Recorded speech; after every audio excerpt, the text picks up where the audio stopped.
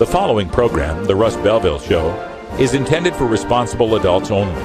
We advocate to the repeal of marijuana prohibition for adults. We discuss the science, culture, and controversy about America's marijuana laws. We do not advocate any illegal activity and encourage all listeners to learn their state and federal marijuana laws. Opinions and claims made by guests and advertisers on The Russ Belville Show are their own, and The Russ Belville Show cannot be held legally responsible for their validity or reliability. Viewer discretion is advised. You take a seed, you plant it, you grow it, you dry it, you roll it, you smoke it. You take a seed, you plant it, you grow it, you dry it, you roll it, you smoke it, and it goes down smooth. Hey! Spanning the continent to bring you the truth about cannabis and marijuana law reform. I smoke pot and I like it a lot. From the promise of legalization And I think that we need to rethink and criminalize our marijuana laws. to the agony of prohibition. One major responsibility is to encourage people to use less drugs. The Russ Belville Show, the voice of the marijuana nation. Yeah, I hear you had a question for me. Now, here's your host, Radical Russ Belville. We love it. All right, good day, tokers and tokettes, and welcome to the show.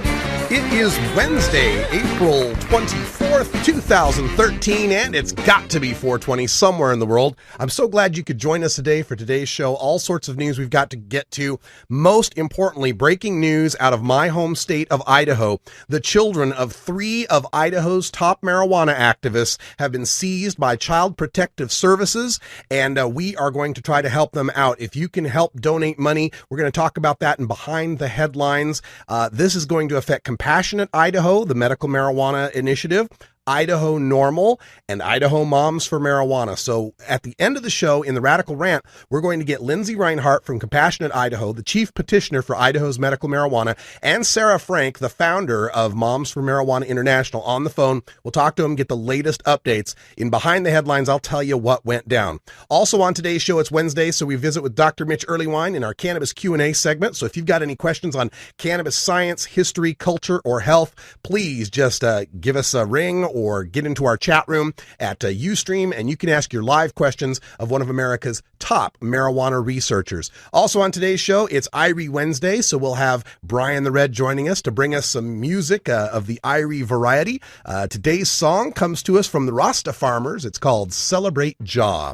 Also on today's show, we've got your 420 radio news. I've got updates on drug testing for welfare bills in 3 different U.S. states. It just keeps on coming. They want to take away your unemployment, your temporary assistance to needy families, all of the things that are our social safety net. You won't be able to qualify for them unless you pass a drug test. We'll let you know which states are on the docket for passing these bills. Also, we've got some bills to ban certain kind of medical marijuana edibles that are packaged to look like candy. Phoenix, Arizona gets its first medical marijuana dispensary, coming on the heels of a study showing that medical marijuana could bring 1,500 jobs to Arizona, and an interesting loophole in the Washington I-502 marijuana law that might make all marijuana, as much as you have, completely legal, or at least difficult to prosecute. We'll tell you why when we get to the 420 radio news. All of that coming up in the next hour here on the Russ Belville Show. Thanks for joining us.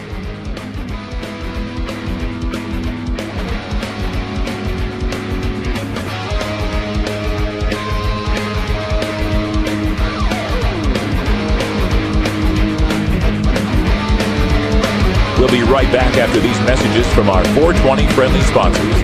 Support these advertisers because their ad money goes straight to the Russ Belville Show. You're tuned into the Russ Belville Show, the voice of the marijuana nation. Cast your eyes up to the skies. More easy to live and die. Calculated stars and lights. Hi, this is Dan Michaels. If you're looking for professional voice talent for your commercial or podcast, I'm your man. Visit danmichaelsaudio.com for more information.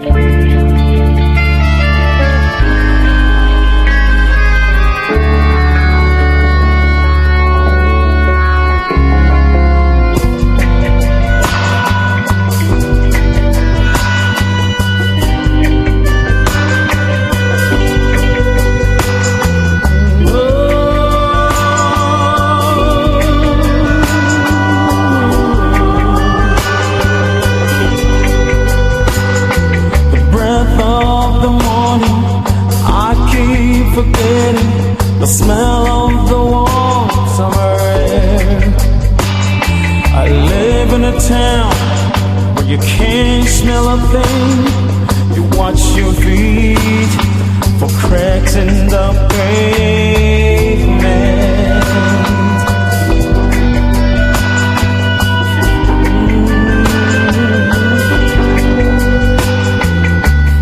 Up above, aliens hover, making home movies for the folks back home. Of all these weird creatures who lock up their spirits, drill holes in themselves and live for their secrets.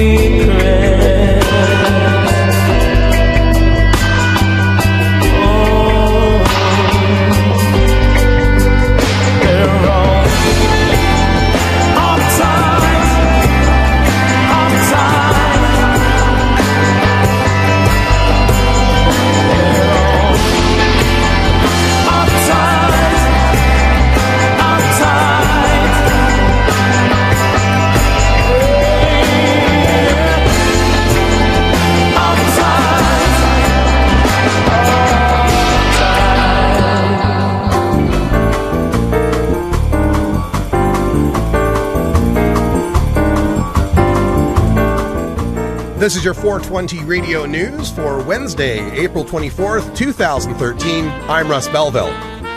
Alabama Senate approves welfare drug testing from WIAT. The Alabama Senate has approved legislation providing for drug testing of welfare recipients suspected of using illegal drugs. The Republican leader of the Senate, Del Marsh, moved to pass the bill while all the Democrats were out of the Senate chamber Tuesday afternoon. He also asked to have it passed using the roll call from a previously passed bill. No one objected, and the bill automatically passed 22-10. Democrats opposed to the bill rushed to the chamber to complain about Marsh using a quick procedural move. Marsh says they should have been in the chamber when the vote was to be taken place. Minnesota welfare drug testing debate prompts House members to vote for testing themselves. This from HuffingtonPost.com. The Associated Press reports that the Minnesota House was immersed in a long debate about how to finance the state's upcoming Health and Human Services budget. Among the 87 amendments on the table was drug testing for welfare recipients, the Minneapolis Star-Tribune adds. According to the AP, after a Republican made that proposal, one Democrat suggested House members be part of that process, moving for salary and benefits to be tied to successful completion of a drug test. GOP members did not balk at that bet, with a House majority voting to add both measures to the larger $7 billion bill that was passed 70-64. Bring on the cup, State Representative Dwayne Quam, Republican of Byron, told the AP. I have nothing to fear. North Carolina Senate blocks testing themselves when passing welfare drug testing bill, from rawstory.com. Republicans in the North Carolina State Senate on Monday pushed through a bill that would strip public benefits like food stamps and job training for people who fail a drug test. In a 35-15 vote, largely along party lines, senators passed SB 594. A single Democrat voted for the bill, and no Republicans voted against it. The bill requires those applying for benefits to pay for their own drug tests. Applicants who test negative would be eligible to have the cost of their tests reimbursed. The policy could cost the state more than $2.1 million. At the same time, senators rejected an amendment offered by a Democratic state senator that would have drug tested the lawmakers, the governor, and cabinet secretaries. Lawmakers want to ban certain medical marijuana products, from Boston Magazine. In Massachusetts, some state officials are trying to keep certain pot-infused products from hitting the shelves once dispensaries start popping up around the state. State Representative Peter Durant, Republican of Spencer, managed to slip in an amendment that would bar the manufacturing, packaging, and sale of marijuana and synthetic marijuana products that are similar to snacks and foods that are popular on the market, and in some cases specifically target kids.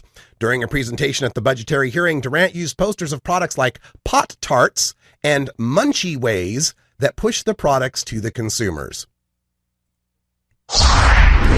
Phoenix's first medical marijuana dispensaries opens, from myfoxphoenix.com.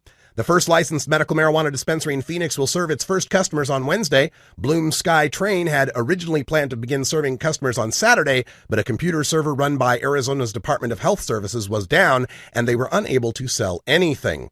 This is followed up from azstarnet.com. A study shows medical marijuana will create about 1,500 jobs in Arizona, according to a new industry-sponsored study.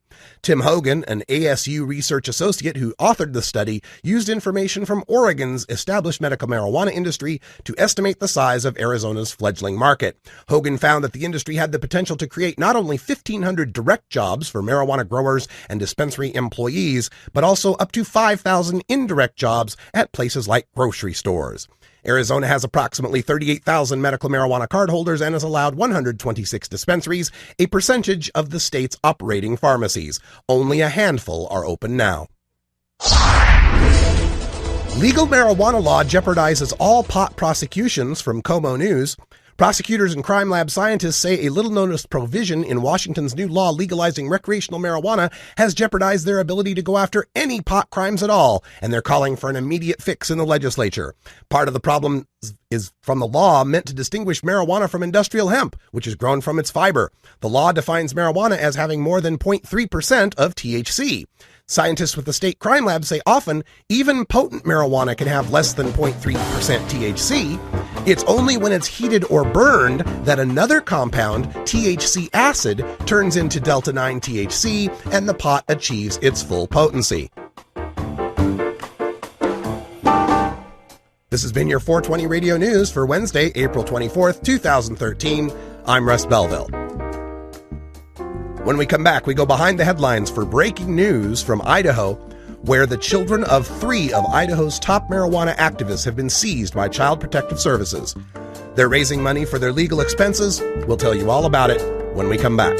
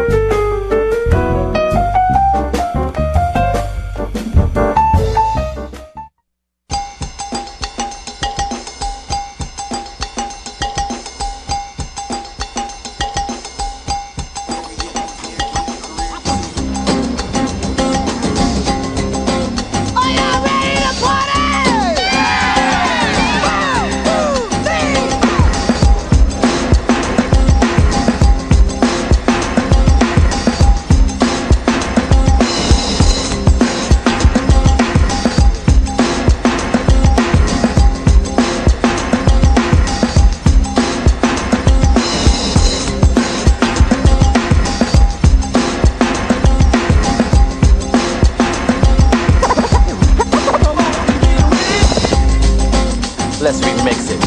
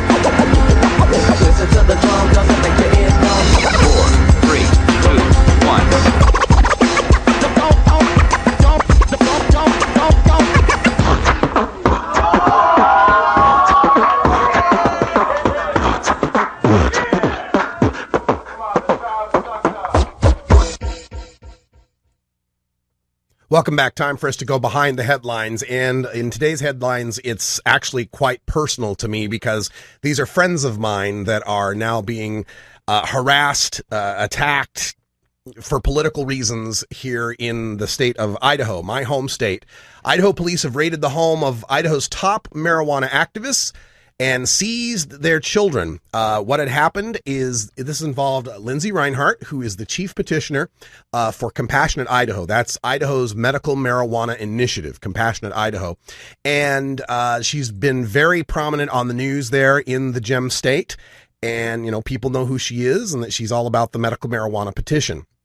She was on a trip, a trip up to the mountains, you know, typical thing that we would do in Idaho, go north and, you know, hang out and camp and such, with her husband, Josh. Now, Josh Reinhardt is the new executive director for Idaho NORML, which is the, you know, of course, the chapter of NORML from my home state. Formerly, Isaiah Valdez was in charge of that, and now we've got Josh Reinhardt in charge of it. He's also with the core staff of the Idaho Hope Fest. That's Hemp Offers People Everything. And he's part of that core staff, which would now be going into its third year of the Idaho Hope Fest, which is basically their version of a hemp fest. And in addition, they were with their friend Sarah Caldwell, who is the finance director for Moms for Marijuana International. And of course, we deal with Moms for Marijuana all the time on this show. Every other Tuesday, we have a Listen to Your Mother segment where they get on the show and talk from their perspective. Now, Sarah and Josh and Lindsay had all gone off to the mountains for a short camp out. Lindsay and Josh have 2 children. Sarah has 2 children. I think that's how it works out. But there was 4 children involved, and they were in the care of a babysitter at, I believe, Lindsay's home. But we'll get the straight dope from her at the end of the show. But apparently being babysat at Lindsay and Josh's home. Now, unbeknownst to anyone, again, as I understood this, a child who was a friend of one of their children was caught with some marijuana. And so he ratted, I guess you could say, on Lindsay's child. And that was enough for the cops to be able to get a warrant and go to Lindsay's house while there was a babysitter there and they were out of town. They come back into town to find cops had gone through their house, searched their entire homes, seized Lindsay and Josh's children, and since Sarah's children were there too, went ahead and seized them as well. So 4 children taken away from 2 families that are devastated. And folks, nobody works harder than these Idaho activists. They have so much more courage than I do. I left Idaho. I wasn't going to stay there. It was too dangerous for me. I was becoming too prominent and too well known, and just the slightest amount of marijuana can get you a lot of trouble out there.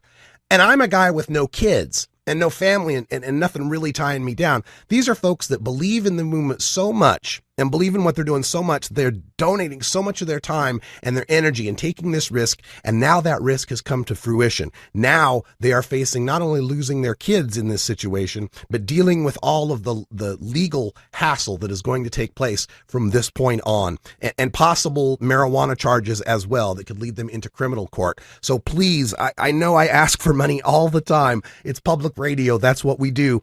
But not for me. We're fine at 420 Radio. We've actually gotten some sponsors. I've gotten some good news. I can't tell you yet, but from the Cannabis Cup that is going to really help our sponsorship. So if you can spare it now, go to that address that's right below me. It's on my Rad Russ short address, rad-r.us/Idaho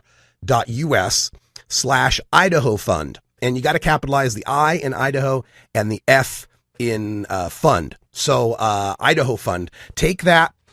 Go there and donate. By the way, you supporters of 420 Radio just donated $100. We put $100 from the nonprofit into the donation there for their support, to support their legal fund. Please help them out as much as you can. I'm going to be calling all of my Legal Eagle friends and find out what I can find out. Most of my friends are on the East and West Coast. I don't know any lawyers in Idaho, but I'm going to try to find some for you, ladies and Josh, because this cannot stand. This kind of action is something they've been waiting to do. They've been waiting for the slightest excuse to try to nip the Idaho movement in the bud, so to speak. And this is the way they always do it. They always want to fight. They want to take your kids. They want to hurt you. We're not going to let them get away with it. We're not going to let them get away with hurting these people and destroying the movement in my home state. Stick with us. 45 after, we'll have Lindsay and I believe Sarah Frank, not Sarah Caldwell, on the show to talk about it. Oh, have you ever met that funny reefer man? A reefer man. Have you ever met that funny reefer man? A reefer man. If he said he swam to China, he would sell you South Carolina. Then you know you're talking to that reefer man.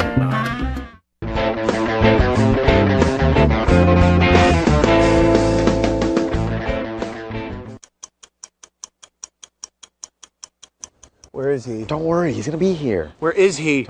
What time is it? 4:20. 4:20. 4:20! Time to get lifted.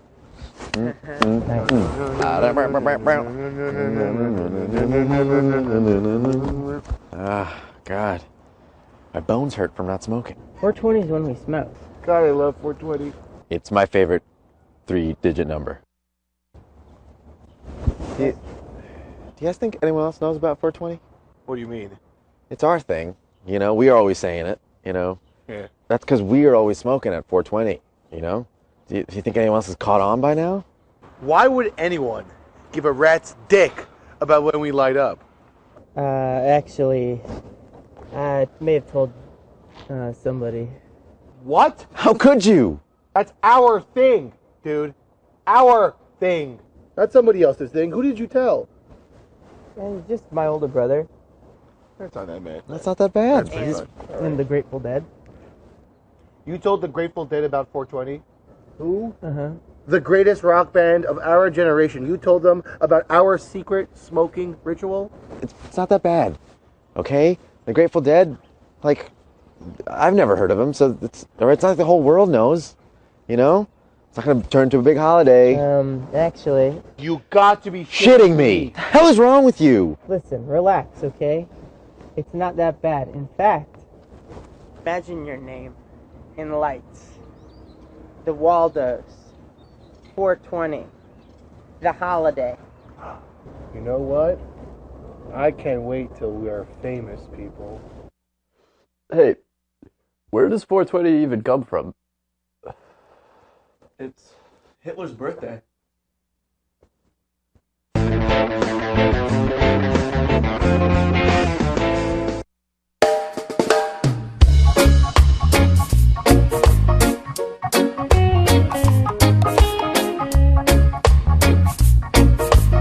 Everyone knows music and marijuana go together, so let's wind up our 20 after break with the Russ Belville Show's Daily Toker Tunes, the best in pod-safe 420 music from around the web.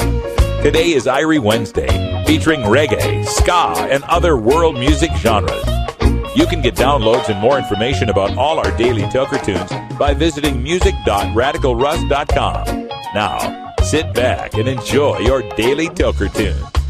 Welcome back, everybody. And normally at this time I'd be tossing to Brian the Red, who would give you the introduction for this next fine reggae tune. Unfortunately, Brian's running a little late. The bus system here in Portland, sometimes you got to deal with what you got to deal with. So I'll take care of the introduction, because the way that it works here on the Russ Belville Show for Irie Wednesday is Brian brings in the track from last week's Red Eyes Reggae Flashback, kind of the title track, to give you a taste of what you're going to hear later on after our hour two. Right at 5 o'clock, we have our next show come up, and that will be a different view. And then later tonight at 8 o'clock, you've got a new edition of Red Eyes Reggae Flashback. So it's kind of like a sampler of what you'll hear tonight live here at 420 Radio with Brian the Red, a.k.a. Red Eyes, at Red Eyes Reggae Flashback. Some of the best reggae, dub, rare 12-inch mixes, all sorts of stuff. Some of it's out of print. Some of it is custom stuff that was given to Brian and his dad being a reggae DJ for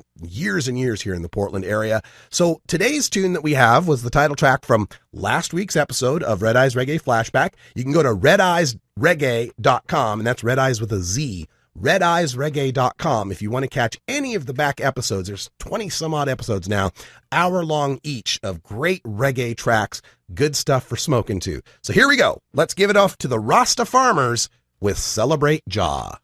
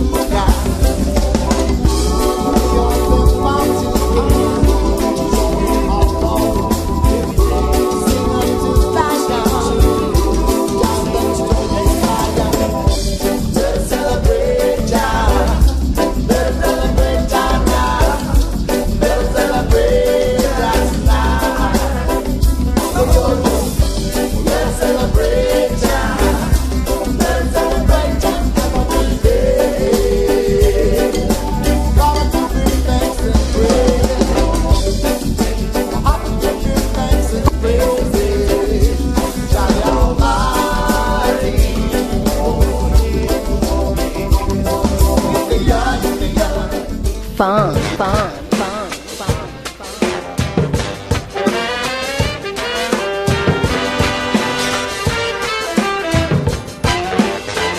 Oh, hello. I'm Big Daddy, and I want you to join me at the Funky Roller Ring. We're partying hard over here, baby. So stop on by, check out the funky grooves, and shake your booty too. Don't get in too deep, brother. Don't get in too heavy. Don't get so you can move about the way. I'm a doctor. I'm a lawyer. I'm a journalist. I'm a student. I'm a teacher. I'm a representative. I have cancer. The outdated laws of prohibition are more dangerous than the plant itself.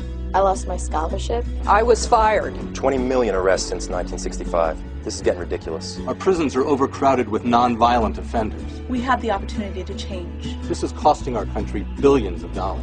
Making my family and I fight in a courtroom is difficult enough when I'm already fighting through chemotherapy. There's no reason to be scared by tradition anymore. We can stop this. We can stop this. We are the American people. We can stop this. And you have our support. We are old, young, straight, gay. We're every race and nationality. And we're not going to give up. You can tax it. You can regulate it. Apply age restrictions. You can create millions of new jobs. We can save our economy. President Obama? It's time for legalization. Legalization. Yes. We can.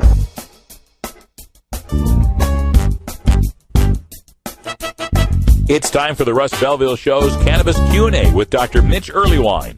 Dr. Earlywine is a professor of psychology at the State University of New York at Albany and a leading author and researcher on cannabinoids and health, who pins the Ask Dr. Mitch column for High Times magazine. Get your questions ready in our live chat or call in to 971-533-7111 now. I got the perfect day to have Dr. Mitch here because I need a doctor. I got a rhinovirus from hell, Dr. Mitch. What do I do? I'm afraid the only cure is time and your natural immune system. Oh, fortunately, I have a very healthy immune system. I grew up like George Carlin did, rooting around in canals and ditch water. So my T cells are awesome. They had to get tough or die. Yeah, I guess so.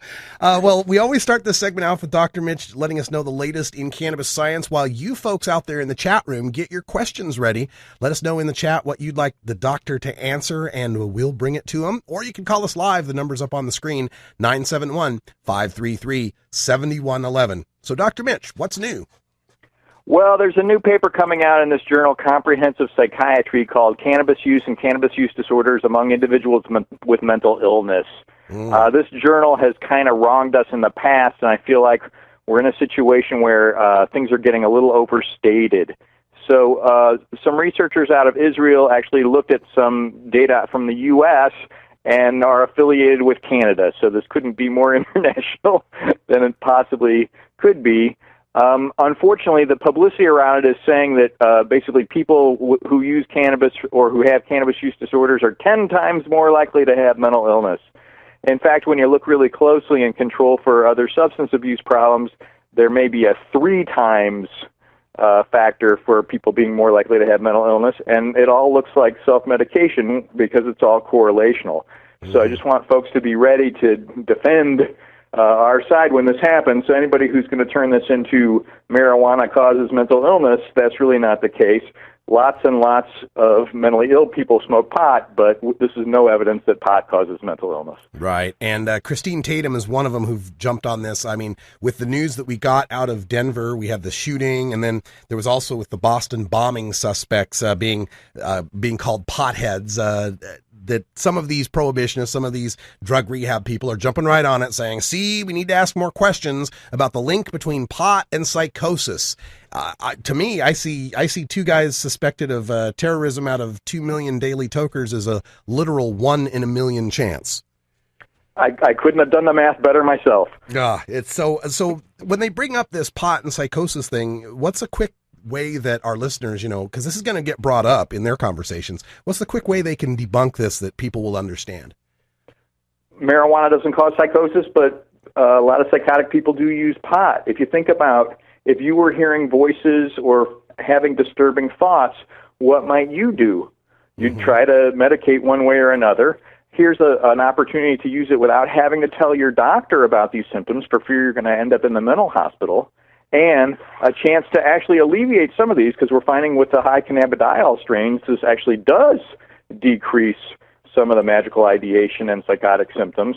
So I can't say I'd blame anybody for doing this themselves. Mm-hmm. All right. There was another study that I found, and this was coming out of South Africa, I believe. Times Live out of South Africa brought this up, and the headline just caught my eye. It said, "Cannabis pill better than smoking for pain relief." And it says, neuroscientists in the United States have now carried out what they say is the first scientific study to compare pain relief between smoked marijuana and pills with THC. Ziva Cooper and Margaret Haney of Columbia University, they had 15 males, 15 females, who were all daily cannabis smokers. They had a chance of either smoking pot, taking a pill, taking a placebo. They did the cold presser test, and they found that the pot smokers and the pill takers both were able to withstand the pain better, but the pill takers even more so. I'm wondering if you saw that study and what you think of it. I did, and I love Meg Haney, and I mean, she's got to do what she can to keep the lab funded, but even she knows this is stupid. What we should have done is compare the THC pill to Medibles, and then, of course, if they're both orally administered, what a surprise, they're both going to do well for a long time. The idea that the smoked cannabis didn't last as long, so therefore the pill is better, is really comparing apples and oranges. We all know that eating a brownie lasts a lot longer than taking a toke.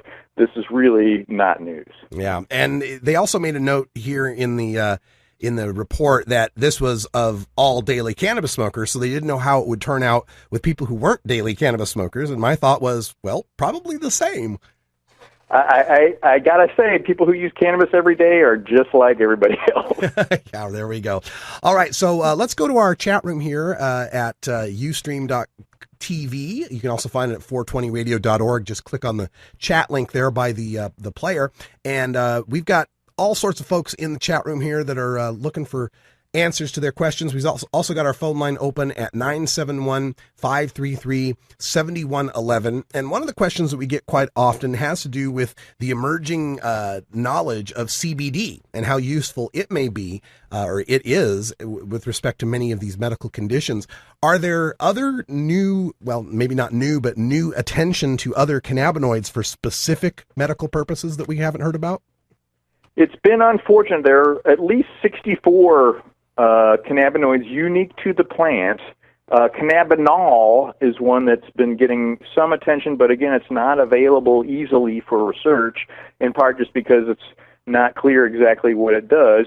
And then the ranting and raving we hear about THCA in the juiced fresh leaf cannabis also, unfortunately, is not easily accessible. So I'm afraid we're really in the dark ages here, and I got a feeling 10, 15 years from now, we're going to look back on this and kind of chuckle at it the way we look back on the ancient Romans who used to drink out of lead-lined cups.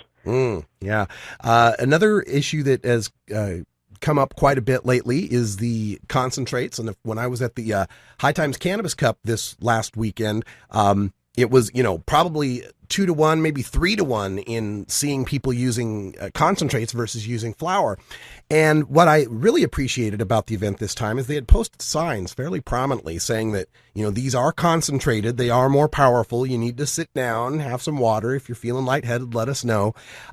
Is there any new information about the use of concentrates and how people are reacting to this that has hit the news or the science that we should talk about? So my student Mallory Laughlin and I are wrapping up a big internet study on this, and what we are seeing is small increases in the things you would expect, folks getting burned on a hot titanium nail, but we're not seeing any more symptoms of cannabis dependence, and in fact, in the folks who are using dabs medicinally, we're not seeing any kind of real exaggerated problems that are cannabis-related at all. So I was really cautious, and I got to confess, a little alarmist when these first came out. But it looks like smart people who use these regularly know exactly how to handle it. I do want to emphasize that tolerance does develop more rapidly when you've got high doses. Odds are high a little dab will do you. Exactly.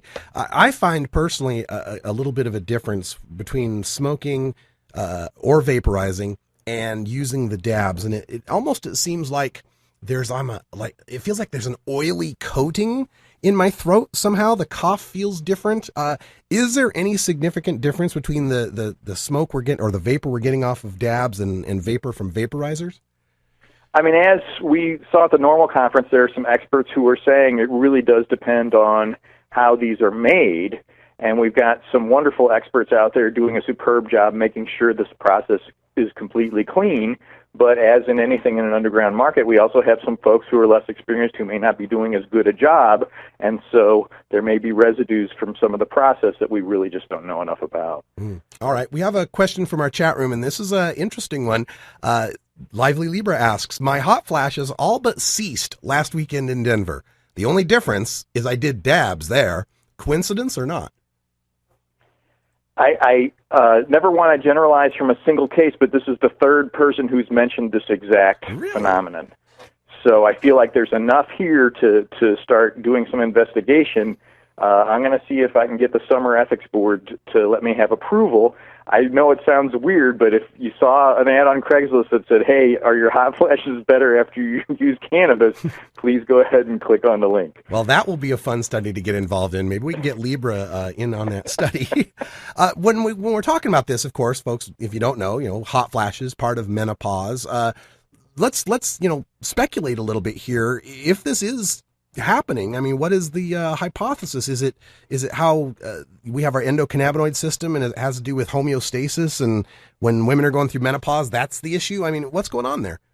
I mean, so menopause is a complicated multi-hormone process, and unfortunately, too complicated for a soundbite. But in general, we also see the endocannabinoid system is very much involved in thermoregulation. So you've got luteinizing hormone in particular, a whole bunch of other hormones that seem to have some relation to cannabis use being affected, and literally the ultimate thermoregulator, if you will, in a sense, in an effort to treat that. It's unclear how long the duration would last. It would be unclear how to use this medicinally in a rapid fashion. Would you first notice symptoms and then try to run to your vaporizer? How would this work best? So we're really just getting started with it, but pharmacologically, it's certainly not impossible. Wow. Our chat room's kind of blown up on this as well. A couple of people mentioning that this has been a situation for them, and I think we may be onto something. This may be the marketing that gets marijuana legalized. If all the soccer moms in the world knew that marijuana would take care of hot flashes, we could have this passed everywhere. Well, women are who basically repealed alcohol prohibition, so it wouldn't surprise me. All right. So before we go, one last chance to get a question in here. If you're in our chat room, or if you'd like to call in to 971-533-7111, I'd like to ask a question just on a schedule basis. Dr. Mitch, what's happening for you next? Will there be any public presentations where people can get a chance to meet you? I'm actually giving a talk at SUNY Albany tomorrow night at 7 in one of the Learning Center classrooms, and if anybody wants to come by there, I'd be delighted to see them.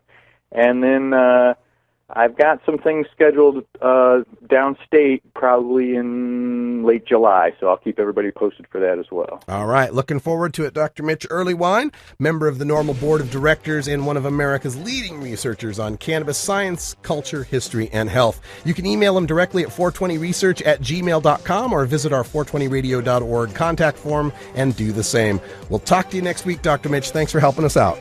Have a great week. When we come back, we'll have Lindsay Reinhardt and Sarah Frank. Cross our fingers, we'll get them on the line and get their take on what's going on with the Idaho 3. Stay tuned. We'll be right back after these messages from our 420 friendly sponsors. Support these advertisers because their ad money goes straight to the Russ Belville Show. You're tuned into the Russ Belville Show, the voice of the marijuana nation.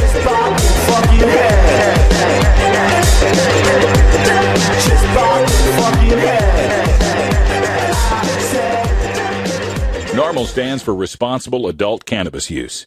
If cannabis use is causing problems in your life, consider taking a break or seeking medical assistance. Consider ceasing cannabis use if you have a family history of mental illness. Don't drive or operate heavy machinery while impaired by cannabis use. Cannabis use is not without risks, even though the risks may be far less than those posed by legal drugs. And now, a message from former President George W. Bush to remind the American people of our responsibility in our nation's war on certain American citizens using non-pharmaceutical, non-alcoholic, tobacco-free drugs. One major responsibility is to encourage people to use less drugs. That's right, America, use less drugs. Put down the Prozac, the Vioxx, and the Levitra, and turn to the herb. Use less drugs. Our national policy is no longer just say no, it's now just slow down. You get me too high. I overanalyze. If you've ever been too high, then you can sympathize. You get me too high. And I start to fly. If I said some silly thing, then that's the reason why.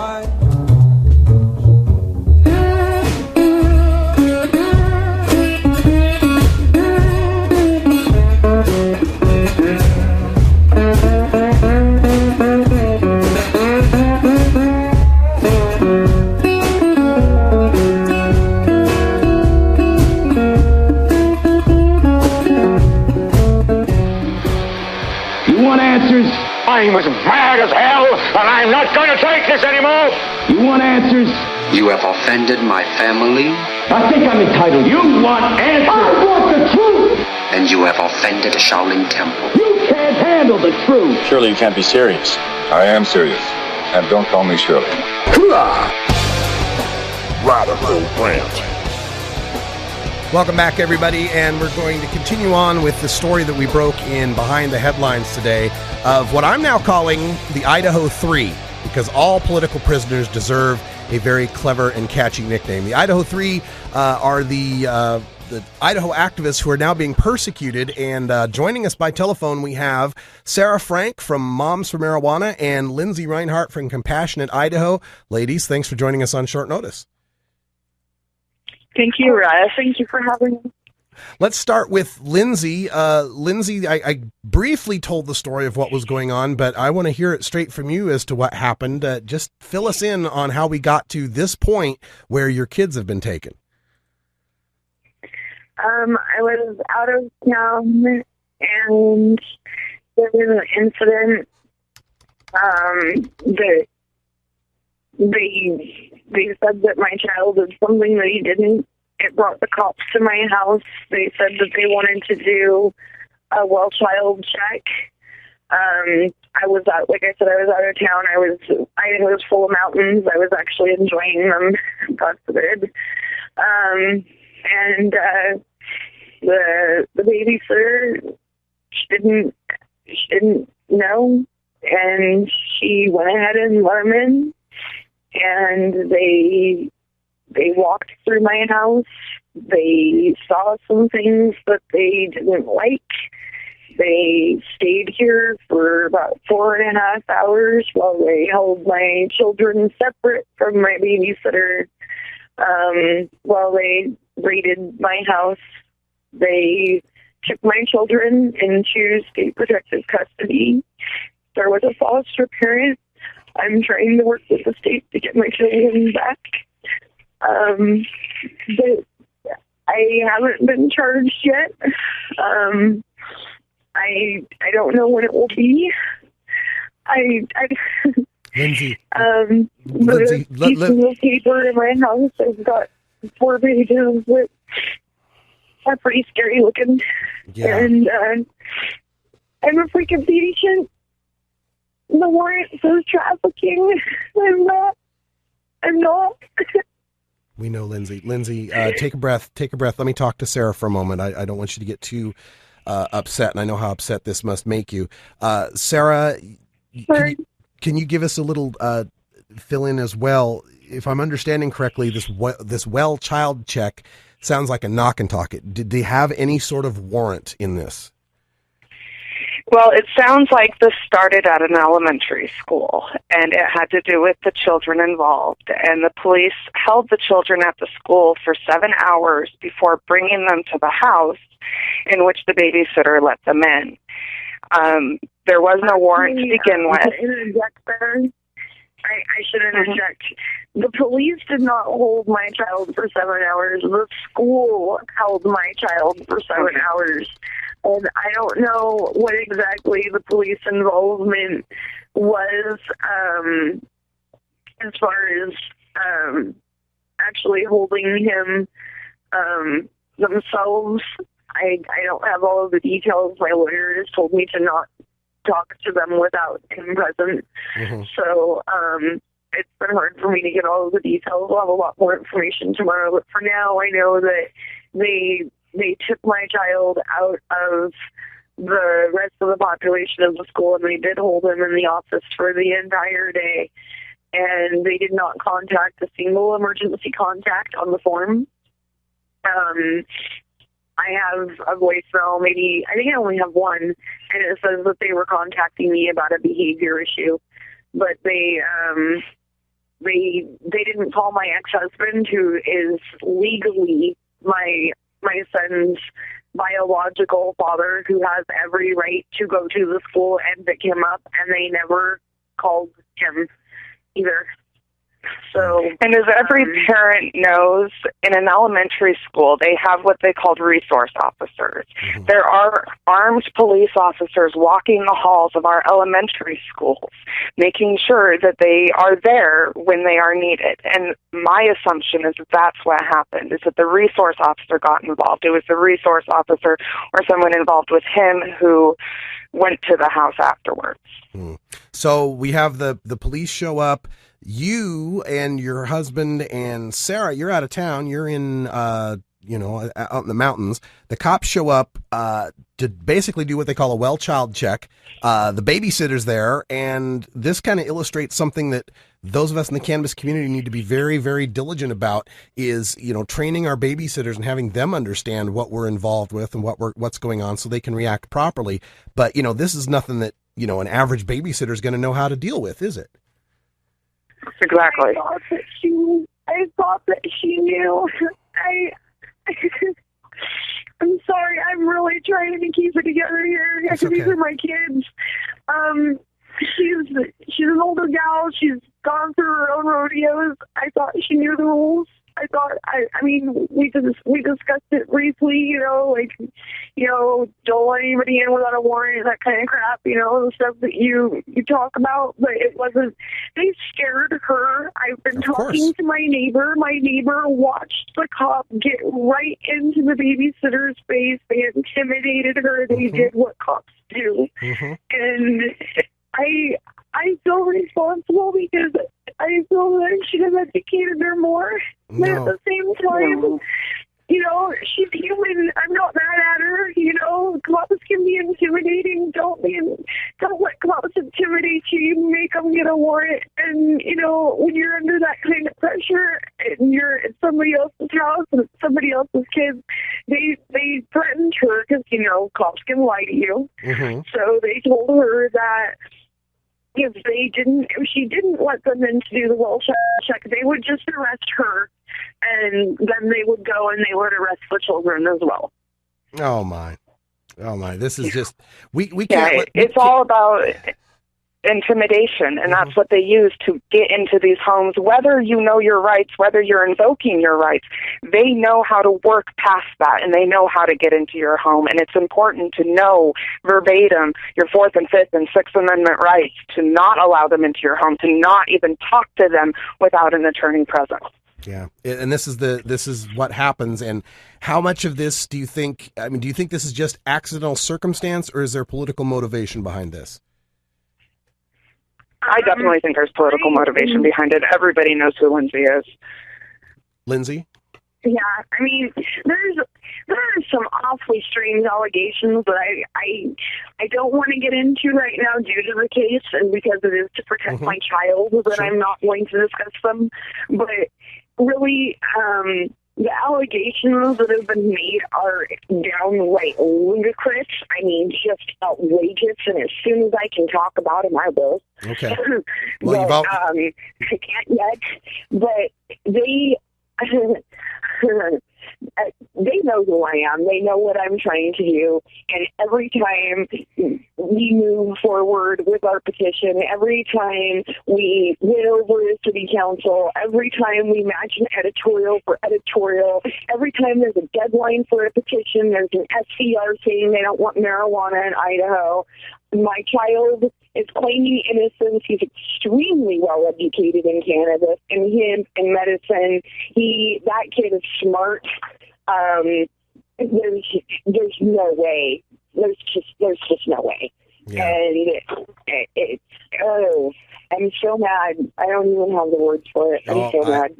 We feel your anger, and I'm telling you, our chat room here is just lighting up about this. Edging close to police brutality, they say, happens to moms and dads. So many moms and dads. One in Georgia, this is going on. People are really reacting to this, and I hope that everyone can get on. I've made you guys a short link for the WePay fund. It's rad-r.us/Idaho fund, capital I, capital F, rad-r.us/Idaho fund, and you can donate to their fund. We're over $500 now. It was $100 when I saw it this morning. So let's keep donating to the fund and help them get the legal support they need. You know, when we're activists, when we go out here and do this activism, we kind of do it, you know, you're jumping off the high board, right? You're diving, you know, working without a net sometimes.